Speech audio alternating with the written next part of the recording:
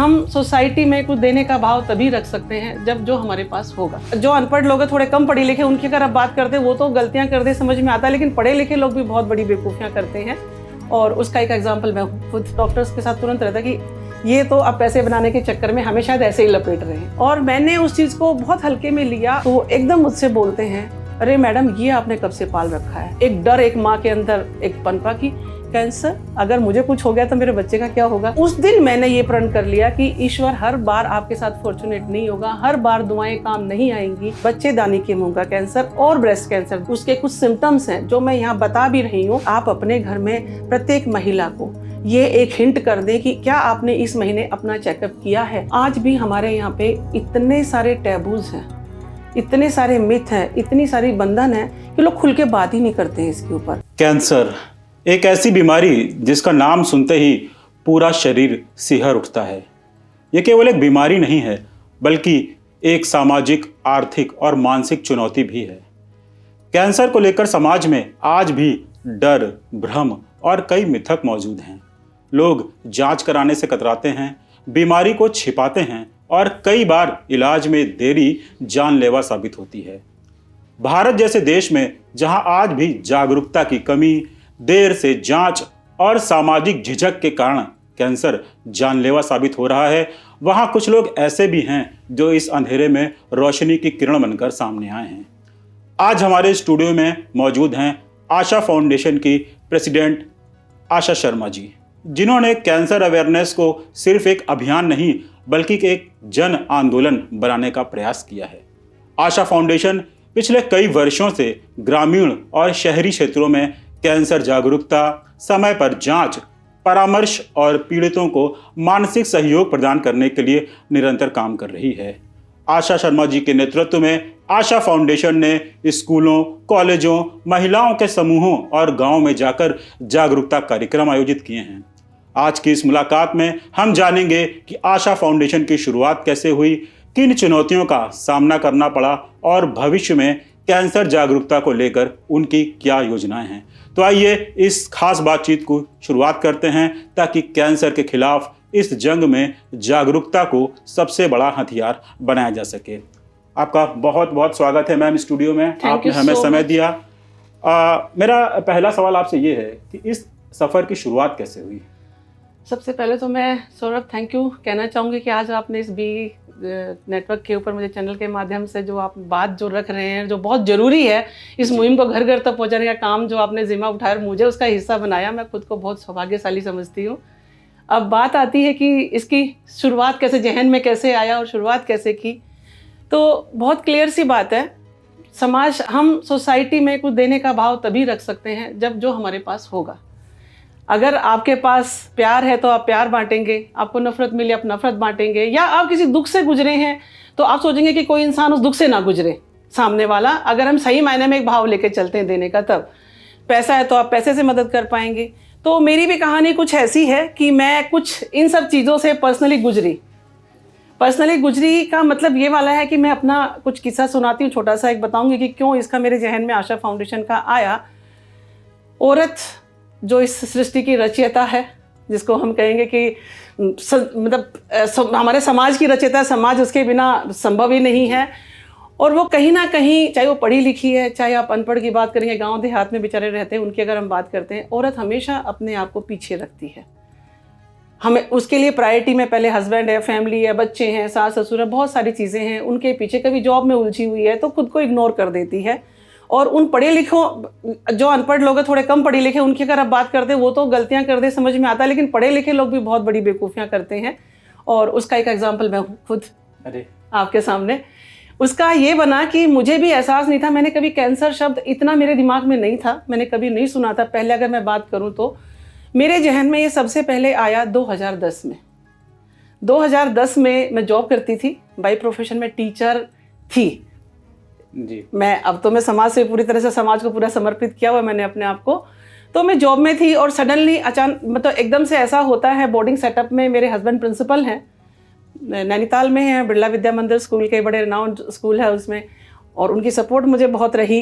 तो मैं जब बच्चों के साथ में खेलने की मुझे आदत थी, तो सडनली मेरे पेट में पेन होता है और मुझे लगा कि शायद ही ऐसे ही दर्द है। मैंने डॉक्टर को फ़ोन किया, डॉक्टर ने मुझे बुलाया और अल्ट्रासाउंड के लिए देखने लगे, तो कुछ वो उनका था कि सस्पेक्ट है कुछ शायद स्टोन का पेन है और बैक में इतना तेज पेन हो रहा है, तो उन्होंने मुझे बुला के देखना, लेकिन वो सोनोग्राफी करते करते सडनली उनको कुछ दिखाई दिया पेट में, ऐसा कुछ दिखा उनको कि वो एकदम से सकते में आए और मुझसे कहने लगे अरे मैम कुछ तो गड़बड़ है। और उन्होंने इंटरनल सोनोग्राफी और ये वो, क्योंकि बिकॉज जानते थे और उनको पता था कि मैं कौन हूँ, तो उसके ऊपर उन्होंने खास तवज्जो दी।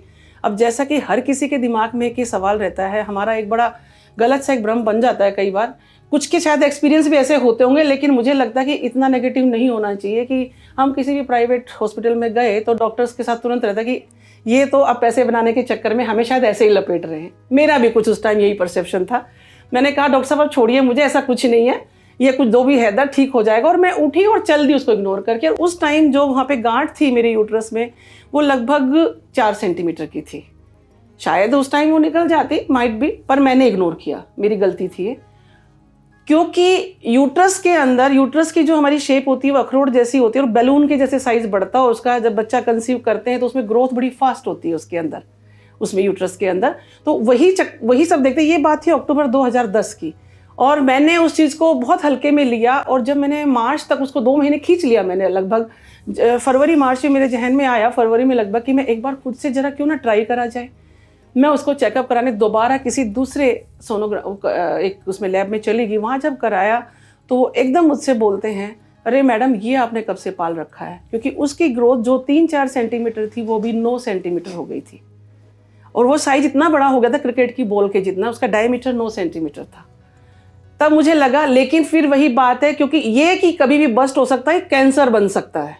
जब ये वर्ड जहन में आया तो एक डर एक माँ के अंदर एक पनपा कि कैंसर, अगर ये मुझे हो गया तो, क्योंकि हमने सुना हुआ था कैंसर हुआ मतलब आदमी ने मर जाना है। तो एकदम से आया कि मेरे बच्चे के तो बोर्ड के एग्ज़ाम है, अगर मुझे कुछ हो गया तो मेरे बच्चे का क्या होगा। मैंने उसको खींचा, उसको खींच के मैंने मार्च अप्रैल उसके एग्ज़ाम्स हो गए, बच्चे ने बोर्ड का जब हो गया है, और मैंने मई में उसकी सर्जरी कराई। गुड़गांव में सर्जरी हुई, बहुत बड़ा साइज़ वो बाहर निकला, यूट्रस भी रिमूव हुआ।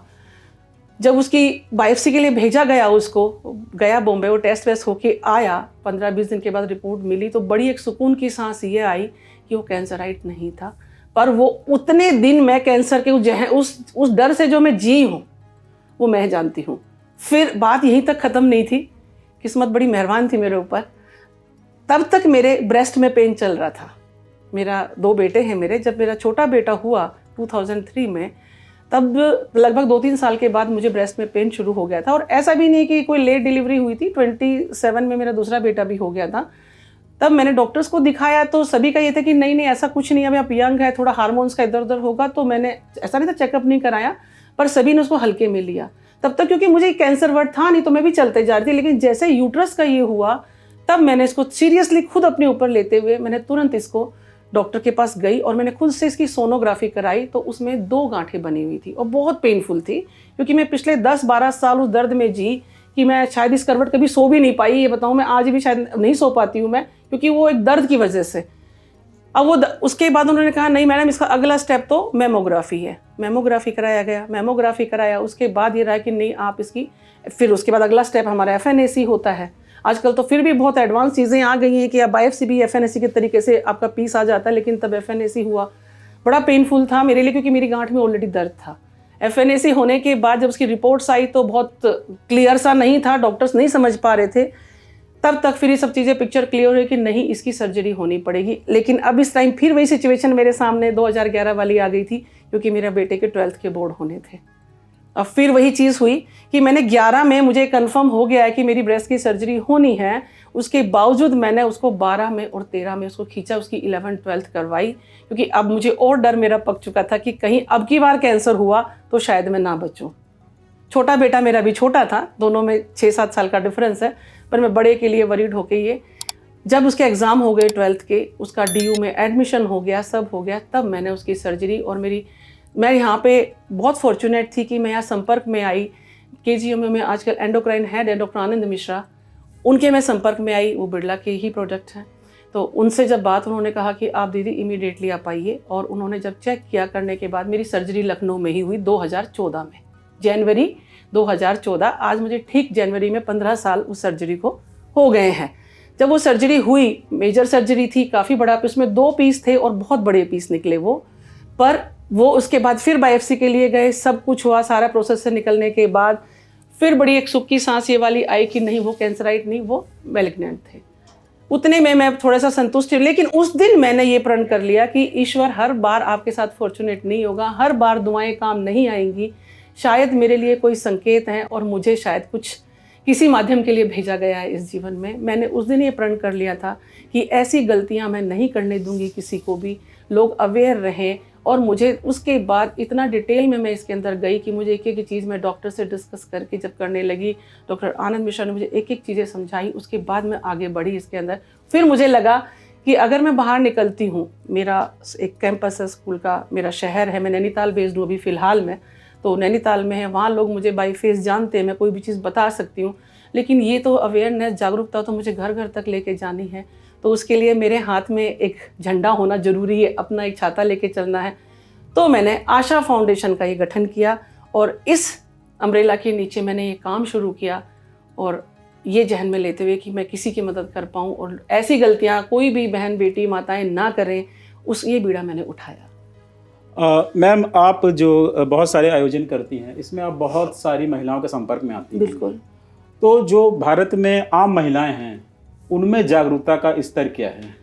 मैं सौरभ में ये बात कहना चाहूँगी, भारत में आम महिला का तो सर बहुत लंबी कहानी हुई, वो तो बता ही दूंगी मैं। इवन हम पढ़े लिखे अगर हम बात करते हैं अर्बन सिटीज़ में, वहाँ पे भी हालत कोई अच्छी नहीं है। अगर हम स्क्रीनिंग की, क्योंकि ब्रेस्ट कैंसर महिलाओं के लिए सबसे बड़ी जो दिक्कतें आ खड़ी हुई है, उनके लिए दो चीज़ें, तो कैंसर किसी भी तरीके का बहुत खतरनाक है, ऐसा नहीं है, लेकिन ब्रेस्ट और सर्वाइकल कैंसर, बच्चेदानी के मुंह का कैंसर और ब्रेस्ट कैंसर दोनों ये इतने फैल रहे हैं आज के टाइम में कि इसके लिए इसका जो मेन मकसद जो चीज़ें हैं वो अवेयरनेस, इसकी सबसे बड़ी एक कमजोरी है कि हम अवेयर नहीं हैं। ग्रामीण क्षेत्रों में मैंने अब तक अगर आपसे बात करूँ तो मैंने लगभग 50 गाँव मैंने कवर किए हैं, उत्तराखंड में भी कुछ, एक दो हरियाणा में भी किए हैं, और एक दो मेरा यूपी में कॉलेजेस में भी गई हूँ। तो इनके अंदर जब मैं गई हूँ, बात करती हूँ, आज भी हमारे यहाँ पे इतने सारे टैबूज हैं, इतने सारे मिथ हैं, इतनी सारी बंधन है कि लोग खुल के बात ही नहीं करते हैं इसके ऊपर। मैं गांव-गांव जाती हूँ, क्योंकि शहरों में आपके पास फिर भी संसाधन है, अब सोशल मीडिया का इम्पैक्ट है, शायद कहीं कुछ कर ले, अगर उनको समझ में आ जाए तो देख ले, लेकिन उन लोगों के पास कुछ भी नहीं होता है। तो उनको वो हेल्थ हाइजीन की बात करते हैं, और हम जब ब्रेस्ट कैंसर की बात करते हैं तो उनको जाके बताना आसान काम नहीं है, बहुत डिफ़िकल्टीज आती हैं उनके लेवल पे, उन तक जाना, उन तक पहुंचना। जब मैं गांव में पहुंचती हूं, पहले वहां के प्रधान से बात करती हूं, प्रधान है, फिर वहाँ के आशा वर्कर, आंगनवाड़ी कार्यकर्ता, उनसे वो क्राउड उस गांव में इकट्ठा करना। फिर जब वो इकट्ठे होते हैं तो पहले तो कोई भी, सबसे मेन तो एक दिमाग में जहन में क्या है कि एनजीओ की जब बात आती है कि एनजीओ वालों, कुछ तो एनजीओ का ही हम लोगों का बताती हूँ कि ट्रेंड ऐसा वाला हुआ कि जाते हैं तो एक फॉर ए सेक कि एनजीओ आया, उन्होंने कुछ चीज़ बांटी और चले गए वाला, तो एक दिमाग में सबसे पहला उनके जहन में रहता है एनजीओ आया है कुछ चेकअप होगा या दवाई देंगे और चले जाएंगे फ्री में। जब मैं वहाँ पहुँचती हूँ तो मैं खाली हाथ होती हूँ, उनके पास जाके जब बैठ के, तो उनको शायद वो पर्सनैलिटी देख के जो भी उनको पहले तो लगता है कि बड़ी मैडम है, गाँव में आके क्या ही करेंगी। पर आपको एक चीज़ बताती हूँ, किसी भी जागरूकता को जब आपको करना होता है, किसी के दिल तक अगर बात पहुँचानी होती है, तो पहले आपको उसके साथ धरातल पे जाना पड़ता है। और मैं उन महिलाओं के साथ वहीं ज़मीन में बैठ के उन्हीं की भाषा में बात करके उनके साथ पहले गाना बजाना, नाचना सब कुछ होता है, तब उनको ये विश्वास होता है कि ये हमारे जैसी है। फिर वो अपने आप को ओपन अप करती हैं, फिर मैं अपनी कहानी बताती हूँ और वो अपनी बताती हैं, तब लगता है कि हम एक जैसे, एक ही धरातल पे हैं, और तब वो ओपन अप होती हैं।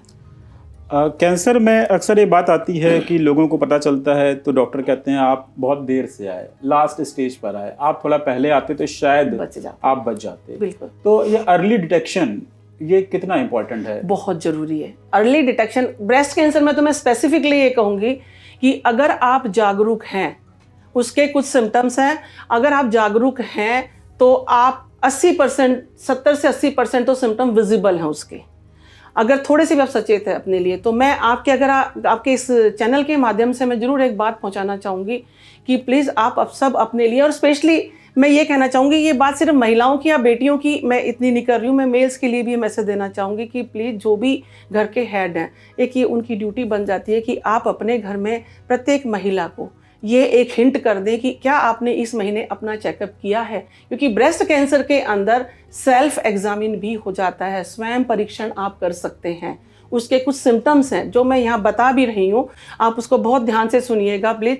तो उसके अंदर आप सबसे पहला कोई भी आप मंथ में एक दिन कोई भी चुन लीजिए, चाहे वो आपके बर्थ की डेट हो, कोई जो आपको डेट अच्छी लगे, या आप अपने पीरियड्स के आगे पीछे का टाइम सेलेक्ट कर लें। तो उसके अंदर आपको अपने आप को शीशे के सामने खड़ा करना है, बदन पे कपड़ा नहीं होना चाहिए। शीशे के सामने खड़े होके आपको दोनों ब्रेस्ट चेक करनी है कि क्या दोनों के साइज में कोई डिफरेंस है। अगर आपको लगता है थोड़ा भी डिफरेंस है, आपको अलर्ट रहने की ज़रूरत है। दूसरी, आप निप्पल को देखेंगे कि क्या वो धस रहा है या बड़ा साइज उसका हो रहा है, आपको अलर्ट रहने की ज़रूरत है।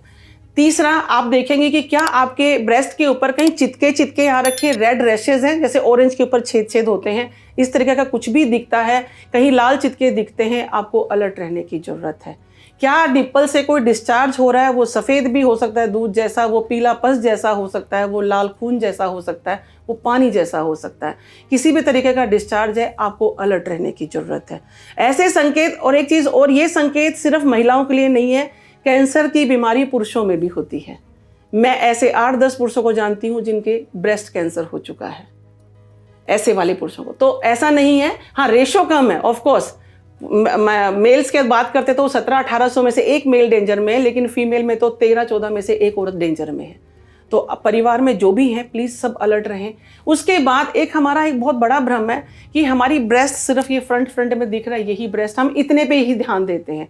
आपको पूरा हाथ से लेके अंडर आर्म्स के तरफ से लेके पूरा चेक करना, कहीं भी कोई गांठ है पूरे हाथ में, आप अपनी दोनों हथेलियों को लीजिए, अपनी निप्पल पे रखिए और उसको हल्के हाथ से आप घुमाइए। आपको कहीं भी कोई सिस्ट नज़र आती है, आपको इमीडिएट डॉक्टर की ज़रूरत है, तुरंत आपको जाना है। और वो गांठ अंडर आर्म्स के पास से हो सकती है, वो बैक में हो सकती है। एक और चीज़ बहुत बड़ी जो इसके अंदर आती है, अक्सर केसेस में आ रहा है, जो डॉक्टरों से मेरी बात हो रही है कि पता चलता हुआ एडवांस स्टेज आपको ब्रेस्ट में सिम्टम नहीं था, हमें पीछे कोई प्रॉब्लम हो रही है, क्योंकि ब्रेस्ट सिर्फ फ्रंट थोड़ी, उसका पार्ट तो बैक भी है। हमें यहाँ पे कहीं पे गर्दन के पास गांठ महसूस हो रही थी, हमने उसको बहुत हल्के में लिया और ऐसे चलते चले गए, और पता चला जब वो बड़ी बीमारी तो अंदर फैल चुकी थी पूरी वो। तो ये पूरा एरिया ब्रेस्ट का आता है, इसमें कहीं भी कोई चीज़ दिखती है, आपको इमीडिएट डॉक्टर के पास जाने की ज़रूरत है, तुरंत आप अपनी इसकी जांच कराइए। कैंसर का जैसे ही फर्स्ट स्टेज, अब इसमें अगर आप इतना अलर्ट रह जाते हैं तो आप फर्स्ट स्टेज सेकंड स्टेज तक में ही आपको पता चल जाता है, और पूरा 100% क्योरेबल है, कोई दिक्कत नहीं है, कतई घबराने की इसके अंदर ज़रूरत नहीं होती है।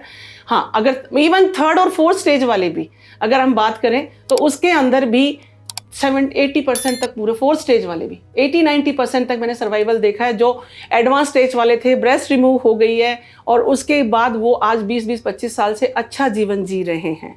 तो इसलिए इसमें आप जागरूक रहिए, अलर्ट रहिए, और छोटी बच्चियों से लेके, मतलब एटलीस्ट घर के अंदर 17-18 साल की बच्ची से लेके और जो भी जिस एज की महिला है आपके घर में, आप उन सब के लिए मेरा ये मैसेज है कि आप खुद से प्लीज़ ज़रूर अपना एक स्वयं जांच कर लें। जब आप स्वयं परीक्षण कर लेंगे, साल में एक सोनोग्राफी ज़रूर कराएं।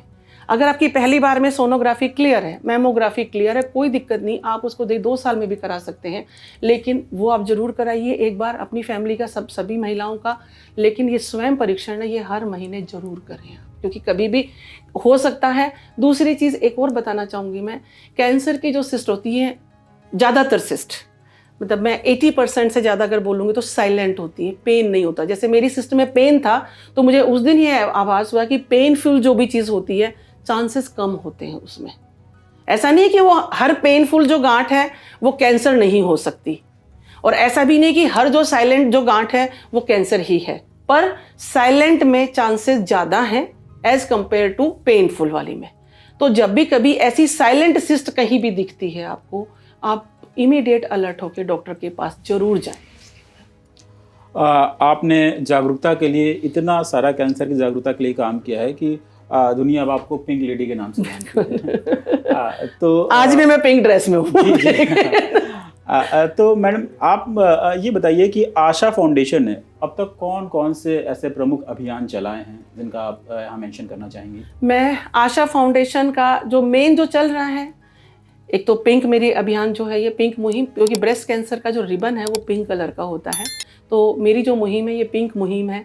इसीलिए मुझे उत्तराखंड में अगर हम बात करते हैं तो पिंक लेडी के नाम से ही मीडिया जब भी बात करता है पिंक लेडी आशा शर्मा हो जाती है, इसलिए मैं ज़्यादातर हमेशा मैं पिंक ड्रेस में जाती हूँ। ये तो मेरी एक पहचान एक अलग है। दूसरा, इसके जो माध्यम से काम करने लग रही हूँ मैं गर्ल चाइल्ड के ऊपर, लड़कियों की एजुकेशन के ऊपर। दूसरा, उनको मजबूती के लिए महिला सशक्तिकरण, अगर वेमेन एम्पावरमेंट की बात होती है उसके ऊपर काम किया है, मैंने खुद करके दिखाया है। क्योंकि आप समाज में वो चीज़ें करिए जिसको आप पहले प्रैक्टिकली आप कर चुके हैं। आपने गूगल से देखा ये सब चीज़ें होती, ऐसा नहीं, आप करके चीज़ों को। तो मैंने हर चीज़ जो मेरी खुद से बीती हुई मैं उसके ऊपर काम कर रही हूँ। तो मैं महिला सशक्तिकरण के ऊपर, महिलाओं के लिए मेरा खास जो मैं संजीदा हूँ, बेटियों के लिए और महिलाओं के लिए मैं रहती हूँ हमेशा। तो मैं फीमेल हाइजीन के ऊपर, बहुत बुरी हालत है अगर आप अपने इंटीरियर में जाते हैं, हमारी महिलाओं की जो स्थिति है, चाहे वो आप किसी भी स्टेट के इंटीरियर में जाइए। मैं अभी उत्तराखंड बेस्ड हूँ, मैं यूपी के भी में भी मैं यहाँ आती हूँ, मैं यहाँ के भी मैं टच में हूँ गांव में। आज भी सिचुएशन इतनी ख़राब है कि उनके पास, हम कितने ही, हम आज की 21वीं सदी की हम बात कर रहे हैं, हम बहुत आगे पहुँच चुके हैं, सब कुछ है, पढ़े लिखे हैं हम, सारा कुछ है, उसके बावजूद आज भी हमारे देश के अंदर अगर बात करती हूँ तो 30 से 40% ऐसी महिलाएं जो आज तक पैड यूज़ नहीं कर रही हैं। तो उनके पास हाइजीन का कोई साधन नहीं, संसाधन नहीं, वो पुराने तरीके पे उसमें है। तो उसके ऊपर उनको जाके बताना, उनको कब सर्वाइकल कैंसर हो गया है, कब उनको बच्चेदानी का कैंसर, उनको पता ही नहीं चलता। तो इन दोनों के लिए मैं खास काम कर रही हूँ, ब्रेस्ट कैंसर और सर्वाइकल कैंसर के ऊपर। ये मुहिम मेरी जारी है, घर घर गाँव गाँव पहुँचाते हुए इसको मैं चल रही हूँ। स्कूल कॉलेजेस के अंदर मेरा जो काम चल रहा है, यूथ के ऊपर जैसे मैं काम करने लग रही हूँ। तो ये मेरी कुछ पॉइंट्स जिनके ऊपर मेरा सॉलिड काम चलने लग रहा है। मैम, आप जो ये प्रयास कर रही हैं, सारा काम आप कर रही हैं, इसमें सरकार का क्या रुख रहता है? क्या सरकार की तरफ से कोई सहायता मिलती है आप लोगों को, या आप अपना फंड अपने आप को अरेंज करते हैं? मेरे पास आज डेट तक कोई सरकारी सहायता नहीं है। ऐसा नहीं है कि काम बहुत आगे तक पहुंच चुका, मतलब मैं अगर अपनी बात करती हूँ कि इसको आप, छोटा सा मेरा एक अपना ग्रुप है और मैं आगे लेके इसको चली हुई हूँ। इतने गांव कवर किए हैं, सोशल मतलब मीडिया भी, न्यूज़पेपर सब में रहता है, हाईलाइटेड रहता है, लेकिन मेरे से आज तक कोई संपर्क में नहीं आया। नंबर एक, कोई मुझे ऐसी सहायता कोई भी मेरे पास सरकारी नहीं है, बिल्कुल नहीं है। मैं अब तक जितना ये काम कर चुकी हूँ, मैं इसके अंदर सारा मेरी फैमिली का, मेरे फ्रेंड्स की और जो मेरे अपने नियर एंड डियर वन है उनकी सपोर्ट से ये सारी चीज़ें मेरी चल रही हैं। कुछ मैंने खुद से अर्निंग का अपना जरिया निकाला कि अगर महिला सशक्तिकरण की बात आती है तो इसमें कैसे किया जाए। तो अपने तरीके से जो भी मैं क्राफ्ट का है, मैं पेंटिंग्स मैंने बनाई। मैं पेंटर नहीं हूँ, मैं कहना चाहूँगी मैं कोई बहुत बड़ी आर्टिस्ट नहीं हूँ, पर मैं एक बहुत चीज़ अच्छे से ये कहना चाहूँगी कि एक माँ जब बन जाती है एक औरत, तो वो कलाकार तो अपने आप हो जाती है। ईश्वर ने एक ऐसी रचना रची है ये कि वो इतनी कलाकार हो जाती है अपने बच्चों को करते करते। और ईश्वर ने एक कुछ हुनर के साथ हर जीव को पैदा करता है। उसको बशर्ते पहचानने की ज़रूरत है कि आप में क्या, कोई बहुत अच्छा खाना बनाते हैं, कोई गाते हैं, कोई बजाते हैं, कोई नाचते हैं, बहुत चीज़ें, सिंगिंग है, कुछ भी है। तो आपको सिर्फ उस हुनर को पहचान के और उसको एक अपना जरिया बना के आपको आगे बढ़ने की ज़रूरत है। मैंने भी कुछ ऐसा ही किया। कोविड टाइम में बैठ के मैं अपना कुछ काम करने लगी। मैंने पेंटिंग्स बनाई, पेंटिंग्स बना के अब बना तो ली हैं, लेकिन उनको मैं कैसे लोगों को मोटिवेट करने के लिए मैं बना रही थी कि जब नौकरियां नहीं थी लोगों के पास, क्या हताश मत हुई, और मैं उनको क्या जो हुनर है उसको बाहर निकालिए। तो मैं भी उसमें लगी हुई थी। मैंने अपने आप से कि कैसे कोई एक आम औरत पहुंच सकती है एक मुकाम तक, तो मैं खुद से कि देखती हूँ मैं क्या कर सकती हूँ। तो अपने आप से चलते चलते मैं सोशल मीडिया के थ्रू, गूगल के थ्रू मैं इंडिया हैबिटेट सेंटर दिल्ली तक पहुँच गई। मैं भी कभी नाम सुना था लेकिन मैंने कभी वहाँ पैर नहीं रखा था, जबकि दिल्ली से मैं हूँ। बट बड़ा सपना था कि मैं कभी इंडिया हैबिटेट सेंटर जाऊँ, और मैं वहाँ तक पहुँची और उन्होंने मेरे कॉज को देखा, मेरे उसको रीज़न को उन्होंने समझा। तो मुझे उन्होंने उस टाइम 3 मंथ्स के लिए फ्री प्लेस दे दिया मेरी पेंटिंग्स के लिए कि आपके कॉज को हम हेल्प कैसे कर सकते हैं। और मैंने अपनी वो जो छोटी छोटी जो भी थी, जैसा भी था काम मेरा, मिक्स मीडिया मैंने वहाँ लगा दिया गया। और आपको मैं बताना चाहूँगी सौरभ, जिस दिन मैंने पहली बार जो मेरी अर्निंग शुरू हुई, और नारी सशक्तिकरण की हम बात करते हैं, तो जब मुझे वो मेरा वाइंड अप कर रही थी, तो कॉस्ट पेंटिंग की नहीं थी, वो कॉस्ट थी मेरी कि मेरे उस कॉज को मिल रहा था। मुझे जो लोग आए उन्होंने मुझे सपोर्ट किया, और मैंने पहली बार 2.5-3 लाख रुपए अर्न किया, और उससे मैंने अपना काम शुरू किया। मैंने रीयूजेबल पैड्स के ऊपर मैं काम करती हूँ, क्योंकि महिलाओं की जो हालत है, अगर आप गाँव में जाते हैं, उनकी जो स्थितियाँ हैं वो बहुत ही दयनीय हैं। उनके पास वो पुराना कपड़ा गंदा कुछ भी यूज़ करने पे मजबूर है। इवन मैं कहीं और बात करूँ तो हमारे यहाँ, अगर मैं उत्तराखंड की बात करती हूँ, वो पुरानी चीज़ों में आज भी बंधे हुए, जकड़े हुए, उनसे बाहर नहीं निकल पाते। अब मैं खुल के अगर मैं यहाँ बोलती हूँ तो किसी भी महिला के लिए वो चीज़ें शायद सुनना अच्छा ना लगेगा, क्योंकि मैं भी उसी का एक रूप हूँ। तो इसलिए, लेकिन स्थिति बहुत ख़राब है, तो उस स्थिति से बाहर निकालने के लिए उन तक जाना, उनके साथ बैठ के बातें करना। अभी भी अगर आप बात करते हैं गाँव में, तो राख की पोटली बना के दे दी जाती है, अभी उसमें गर्दन हिला तो आपको भी पता है, ये सच्चाई है ये गांव में। हमारे, अगर हम यूपी में बात करें, किसी इंटीरियर गांव में जाके देखिए, उत्तराखंड की बात करते हैं, तो वहाँ आज भी महिलाओं को गोठ में बिठा दिया जाता है, तो कुछ भी नहीं होता उनके पास। तो उनके बारे में सोच के हमने, अब मार्केट की कोई भी पैड का पैकेट आप लेके जाते हैं एनजीओज, फीमेल हाइजीन की बात करते हैं, हम एक पैड का पैकेट देते हैं, फोटो खिंचवाते हैं और बात खत्म हो जाती है। किसी ने ये बॉदर नहीं किया कि क्या उन पैड्स को उन्होंने यूज़ किया, नहीं किया तो क्या इम्पैक्ट था, उसको कैसे डिस्पोज ऑफ किया, कोई चीज़ को कोई नहीं जानना चाहता है।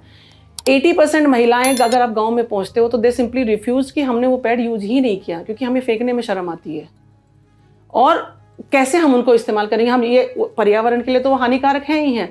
जब उनकी आप बात में जाते हो तो फिर जब उसके ऊपर बात आई, और इन जो मार्केट वाली पैड्स के ऊपर जब मैंने काम करना शुरू किया, तो देखा कि इसका पर्यावरण के ऊपर इसका इम्पैक्ट बहुत बुरा पड़ रहा है। ये प्लास्टिक से भी ज़्यादा डेंजरस है, इसकी लाइफ नेवर एंडिंग है। या तो आप ये जहाँ कहीं यूज़ हो रही है वहाँ पे मैं इंसिनेटर लगवाती हूँ कि आप उनको बंद कर दीजिए, तो गांव में तो ये भी पॉसिबल नहीं है। वेंडिंग मशीन लगाइए आप, कोई उसका यूज़ नहीं है, जाते हैं लोग लगाते हैं लेकिन कहीं यूज़ नहीं होती। कौन उसमें 5 के सिक्के से पैड निकालेगा? अगर 5 का सिक्का उनके पास देने की हालत होती, वो रोज़ के जो इंसान छोटी छोटी रोज़मर्रा की ज़िंदगी जी रहा है, जो 100-200 रुपये की सब्जी खेत में उगा के बेच के आके जब अपनी दिनचर्या चला रहा है, 2 लीटर दूध गाय का निकालते उससे चल रहा है, वो महिला कोई भी अपने ऊपर 100 रुपये महीने में खर्च नहीं करेगी। तो इसलिए रीयूजेबल पैड्स के ऊपर काम हुआ, जो आजकल विदेशों में बहुत चलन है। बाहर अगर बात करते हैं तो उसके टोटल वो इसके ऊपर आ चुका है। वहाँ से उन पैड्स की लाइफ 2 से 2.5 साल होती है। मैं उन महिलाओं को फ्री ऑफ कॉस्ट वो पैड देती हूँ, अवेयर करती हूँ। सर्वाइकल और ब्रेस्ट कैंसर के लिए उनको बोलती हूँ आप अपना महीने में एक बार ब्रेस्ट का चेकअप जरूर कर लें। उनको सारी चीज़ें बताती हूँ, और फिर आपको बताती हूँ, मुझे बड़ी खुशी होती है कि जब गाँव से मेरे पास फ़ोन आते हैं और उन महिलाओं की आंखों में आंसू होता है कि मैडम हमारे बारे में किसी ने सोचा ही नहीं, इतना डीपली किसी ने आके बात ही नहीं करी खुल के कि हमारी भी ये समस्याएं हैं। जब उसके ऊपर बात होती है और उन्होंने खुल के जब ओपन अप होकर उन्होंने बात रखती है अपनी, और वो खुशी के मारे जब मुझे दुआएं भेजती हैं, मुझे इतना सुकून देता है वो काम। और बताती है मैडम मैंने जाँच की थी, मुझे यहाँ गांठ है, लेकिन हम कैसे पहुँचे। अब वो इतना दूर दराज क्षेत्रों में है कि उन तक वो पहुँचना, रोड तक आना बड़ा मुश्किल है। तो उनके लिए व्यवस्था देखना, वहाँ से कि आप दूध की गाड़ी आपके यहाँ गांव में आती है, आप उसमें बैठ जाइए, आप हल्द्वानी तक पहुँचिए, वहाँ पे मैं डॉक्टर से बात करती हूँ। कुछ सक्षम हो पाई, लेकिन वो बेचारी इतने सक्षम नहीं होते, तो उनको मैं ये जो पहुँच जाती हूँ, उनका मेरा ये कोशिश रहती है कि आप वहाँ पहुँचिए, मैं बात करती हूँ। फिर मैं वहाँ रिक्वेस्ट करती हूँ जो भी पैथ लैब्स हैं उनके अंदर कि आप प्लीज़ इसमें आप जो भी डिस्काउंट कर सकते हैं आप मुझे करिए। तो उनकी पेमेंट मैं वहाँ से, मैं नैनीताल बैठे गूगल पे पेमेंट करती हूँ, और उनका जांच करा के मुझे रिपोर्ट्स भेजी जाती हैं। फिर मैं संपर्क में आती हूँ, आगे उनको देखती हूँ। ये सारी चीज़ें मेरी फाउंडेशन का। जो काम आप बता रही हैं इसमें अच्छा भला आर्थिक खर्चा आता होगा, पैसा भी होता होगा। अगर सरकार, आप जैसे आप संस्थाएं चला रही हैं, ऐसी बहुत सारी संस्थाएं भी चल रही होंगी, अलग अलग क्षेत्रों में चल रही होंगी, तो अगर सरकार कुछ इसमें सहयोग करे तो आपको क्या लगता है, क्या आप बेहतर तरीके से काम कर पाएंगे? एकदम बेहतर तरीके से। सरकार का सहयोग, देखिए सरकार की योजनाएं आती हैं, आप आयुष्मान कार्ड की बात है या और दुनिया भर की जितनी भी सरकार ने जो सुविधाएं दी हुई हैं, वो लोग अवेयर ही नहीं है। Number 1, NGO door to door पहुंच के अवेयर कर सकता है सरकार के काम को वहां तक पहुंचाना। जो सरकार अगर सामने, उनकी बहुत सारी योजनाएं जो उनके बारे में नहीं पता उनको वहां तक बताना, लेकिन बशर्ते उनको वो लाभ मिले। तो हम जब जाते हैं, ऐसे कैंसर पेशेंट सामने आते हैं कि उनसे हम बात करते हैं कि नहीं आप घबराइए मत, गिव अप मत करिए, आयुष्मान कार्ड के ऊपर आपका इलाज हो जाएगा। क्योंकि कैंसर जैसी जो बीमारी है ये इतनी भयानक, तो एक तो जहन में बैठ गई तो इसका इलाज संभव नहीं है। सबसे पहला तो मैं कहूँ जहन में ना बिठाएं इस बीमारी को, क्योंकि आप इससे 100% क्योरेबल आज के टाइम में, लेकिन क्योरेबल है तो लोगों के दिमाग में चलता है कि इतना पैसा कहाँ से आएगा, महंगी बीमारी बहुत है ये, तो वो इसलिए गिव अप कर देते हैं। तो सरकार की योजनाएं, सरकार अपनी योजनाओं को दूर दराज क्षेत्रों में जहाँ नहीं पहुंचा पा रही है, लोगों को नहीं अवेयर है, उसमें एनजीओ का साथ लिया जाए, वो जरूर उसके अंदर आगे पहुंचेंगे। बात घर घर तक पहुंचती है, सोशल मीडिया के माध्यम से घर घर पहुंचती है। आपके साथ आपकी क्या क्या सब चीज़ें हैं और क्या कमियां वहाँ तो दिखे। धरातल पे जो काम हो रहा है वो एनजीओ करते हैं, अगर सही मायने में कर रहे हैं तो धरातल पे जो काम हो रहा है वो सरकार तक पहुँचाना। अगर सरकार को सही जानकारी चाहिए गवर्नमेंट को, तो वो एनजीओ दे सकते हैं कि क्या एक्चुअल में प्रॉब्लम्स आ रही हैं। हो सकता है उनके ऊपर कुछ नया इंप्लीमेंट करने का कुछ मिल जाए, तो वो सब उनको चीज़ें बताना, उन तक पहुंचाना, ये काम एनजीओज़ के साथ में हो सकता है। उनका जो बेस्ट उनको चाहिए, उनको डाटा अगर कलेक्ट करना है, तो वो आपको सही डायरेक्शन एनजीओज़ से मिल सकती है। तो एनजीओज़ के अगर उनको सपोर्ट मिलती है इन सब चीज़ों में, बीमारियों में, दूसरी चीज़ें उनके जो अभियान चलते हैं उन अभियानों को पहुंचाने के लिए वो अगर साथ मिलके, दोनों मिलके अगर काम करते हैं ऑनेस्टली, तो ऐसा नहीं है कि हम कोई भी जंग जीत नहीं सकते हैं। जी, बहुत अच्छी बात आपने कही कि अगर सहयोग हो सरकार का तो आप बड़ा अच्छा काम कर सकती हैं। आशा फाउंडेशन की भविष्य में क्या योजनाएं हैं? आपने बहुत कुछ काम किया है, लेकिन हम ये जानने में ज़रूर इंटरेस्टेड होंगे कि भविष्य में आपकी क्या योजना है। भविष्य में मैंने आपको बताया, भविष्य यही वाला है कि मैं जो इस सृष्टि की रचयिता है, वो महिला, एक औरत जब बनती है, एक बेटी से, जब वो बेटी पैदा होती है तब से लेके और उसकी आखिरी सांस तक उसको कोई प्रॉब्लम ना आए, उसको कोई बीमारी की गिरफ्त में ना आए, उसकी एक अच्छी एजुकेशन, चाइल्ड एजुकेशन से लेके गर्ल एजुकेशन से लेके और आगे तक, मैं इसको पूरी मुहिम को ले जाके घर घर तक पहुंचा के, खाली ऐसा नहीं। दूसरा, लड़कियों के लिए मेरा स्पेसिफिकली ये वाला है कि उनको मैं ये कहना चाहूँगी कि आप अपने घर में बेटियों को ना अंदर से स्ट्रॉन्ग बनाइए। और मेरा यही रहता है, स्कूल कॉलेज में भी लेक्चर जब देने जाती हूँ, मैं यही बोलती हूँ कि आप आउटर से ज़्यादा कि आप इनर स्ट्रेंथ अगर आपको देते हैं, तो वो खुद का भी ध्यान रख सकती है, वो फिजिकली भी, मेंटली भी उसको स्ट्रॉन्ग बनाइए। और हेल्थ वाइज जब वो फिजिकल, जब उसमें स्ट्रेंथ होगी तभी वो दुनिया से टक्कर ले पाएगी, वो बीमारियों की गिरफ्त में ना आए और अपने परिवार का ध्यान रखे। तो मेरे बच्चों के लिए मेरी खास वो रहती है कि वो हमारी अगली जनरेशन के लिए हमें काम करने की बहुत ज़रूरत है। तो फाउंडेशन का ये एक मकसद है कि मैं युवा पीढ़ी को लेके बहुत संजीता हूँ, इनके ऊपर काम किया जाए, बहुत ज़रूरी है। और ये जो मुहिम है ना, जो कैंसर वाली, ये घर घर तक, और नारी सशक्तिकरण की बात है, ये घर घर तक, गांव गांव तक, कोने कोने तक पहुँचे। ये किसी भी तरीके से मुझे जहाँ से भी जैसी मदद मिलेगी मैं ज़रूर पहुँचने की कोशिश करूँगी, जैसे भी टीम मेरी आगे बढ़ती है। और आपके मीडिया जो बात आपने कही, मेरा सवाल भी इसी से जुड़ा हुआ है कि हमारे बहुत सारे ऐसे दर्शक होंगे जो ये कार्यक्रम देखेंगे, आप उनसे क्या अपील करना चाहती हैं? अगर उसमें कोई ऐसा हो जो आपकी मुहिम से जुड़ना चाहे, आपको कोई सहयोग करना चाहे, तो आप आप कोई संदेश ऐसा कि आप कैसे आपसे जुड़ सकते हैं? मैं तहे दिल से, मेरा खुले दिल से स्वागत है सबका, क्योंकि कोई भी चीज़ ना एक से कभी भी नहीं चलती। मैं अकेला चलता गया, पीछे भीड़ जुड़ती गई और कारवां बनता गया। ये कारवां ऐसे ही बनेगा। एक आशा शर्मा हर जगह नहीं पहुंच सकती। मैं चाहती हूँ कि हर गली, हर मोहल्ले में एक आशा शर्मा खड़ी हो और इस मुहिम को दर दर तक लेके जाए। मुझसे जुड़ने के लिए खुले हाथों से स्वागत है। आप आइए और इस मुहिम को घर घर तक पहुँचाइए। मेरी समाज से भी यही अपील है कि आप अपने घर में प्लीज़, सबसे पहले, कोई भी मुझसे जुड़ने से पहले मैं एक चीज़ ज़रूर कहना चाहूँगी कि सबसे पहले आप अपने खुद को और अपने घर को स्वस्थ करके उस चारदीवारी से बाहर निकले और फिर आप समाज के लिए निकलिए और मेरे साथ चलिए। मैं आपके साथ चलने को बिल्कुल तैयार हूँ।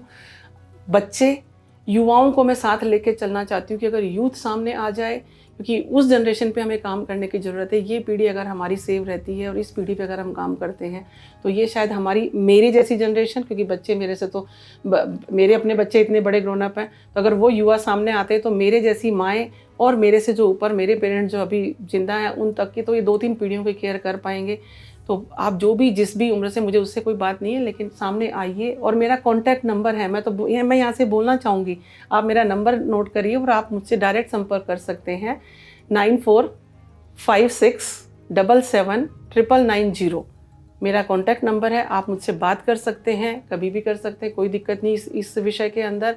मेरी वेबसाइट है foundationasha.com, आप उस पर जाके विजिट करिए। पेज पे आपको सारे काम मिल जाएंगे।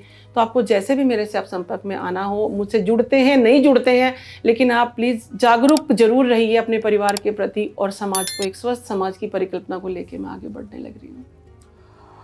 अभी कुछ दिन पहले मेरी मुलाकात एक ऐसे व्यक्ति से हुई जिनकी माँ को कैंसर हुआ था जी, और वो सर्वाइव नहीं कर पाई दुर्भाग्य से, लेकिन उन्होंने अपने कुछ अनुभव साझा किए जी। उसमें से एक बड़ा उनका दुखद अनुभव था कि जब उनकी माँ को कैंसर हुआ तो उनके ही रिलेटिव्स, उनके परिवार के खास लोग, वो उनके पास आने में डरते थे।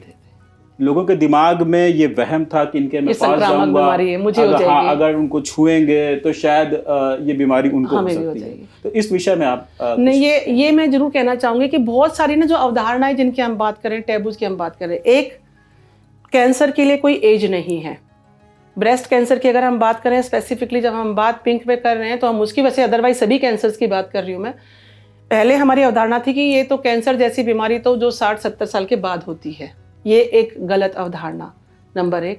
ये कभी भी किसी उम्र में हो सकती है। मैंने 10 साल की बच्ची की ब्रेस्ट रिमूव होते देखी है, ठीक है, और वो आपको अभी 70-75 साल में भी ब्रेस्ट कैंसर होते हुए देखा, मेरे अपने नियर एंड डियर के अंदर बात करती हूँ। दूसरा टैबू जो है सबसे बड़ा कि ये संक्रामक बीमारी है, कि अभी भी है। आप गांव देहात में जाइए, लोग इसलिए नहीं जाते हैं कि पता है कि अगर पता चल गया कैंसर है तो इसको बिल्कुल एक अछूत के तरीके से उसको कोने में लिटा दिया जाता है कि इसके पास कोई नहीं जाएगा, उसको छूना नहीं है, हमें भी हो जाएगा। बिल्कुल नहीं, ये कतई संक्रामक नहीं है, 1% भी छूने से नहीं होते। बल्कि अगर कोई कैंसर पेशेंट आपको ऐसा दिखता है तो मेरी ये अपील है आपके इस चैनल के माध्यम से, जो भी हैं, परिवार के लोग भी और आपका अड़ोस पड़ोस फ्रेंड सर्कल भी, उसको बहुत उस टाइम सिंपैथी और एम्पैथी की ज़रूरत है। आप उसके पास जाके बैठिए। अरे वो शायद अगर उसका जीवन, जब डॉक्टर ने आपको ये बोल दिया, कई बार तो ऐसा होता है कि हम ऐसी स्टेज में पहुंचते हैं डॉक्टर के पास कि आपको टाइम बाउंड कर देते हैं बीमारी में कि आप 2 महीने या 4 महीने बचने वाला है। अगर आपको ये पता चलता है लास्ट स्टेज में कि ये 4 महीने या 6 महीने का मेहमान है और हमारे घर में किसी एक मेन मेंबर को, सपोज करिए किसी को हो गया, एक ही अर्निंग मेंबर, एक मेल, उसको कुछ हो जाता है ये, और उसके पीछे उसके बीवी बच्चे और बूढ़े माँ बाप भी हैं, तो आप ये सोच के देखिए कि वो 6 महीने जो हैं और समाज उसको डिस्कार्ड कर दे, तो उस 6 महीने में वो बंदा तो मरना ही है, उसका पूरा परिवार हर पल मरता है, हर पल मरता है वो पूरा परिवार। तो हमारा समाज का ये रोल होना चाहिए, चाहे वो कोई एनजीओ है, एनजीओ छोड़िए, आप कोई भी, हम एक, हमारी इंसानियत के नाते भी ड्यूटी बनती है कि हमें उस परिवार को सपोर्ट करना है, मानसिक तौर पे भी।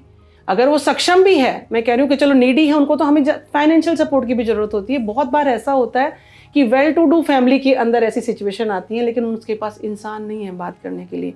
अगर आप उसके साथ बैठ के उसके साथ अच्छा समय बिताते हैं, अच्छी मेमोरीज को लेके आते हैं, तो उसकी लाइफ 6 की जगह साल भी, 6 महीने की जगह साल भी उसको मिल जाता है और बहुत अच्छा जीवन जीते हैं वो। तो जहन में ना आने दें और उसको ऐसी वाली बीमारी मान के ना चलें कि इसको छूने से कुछ होना है।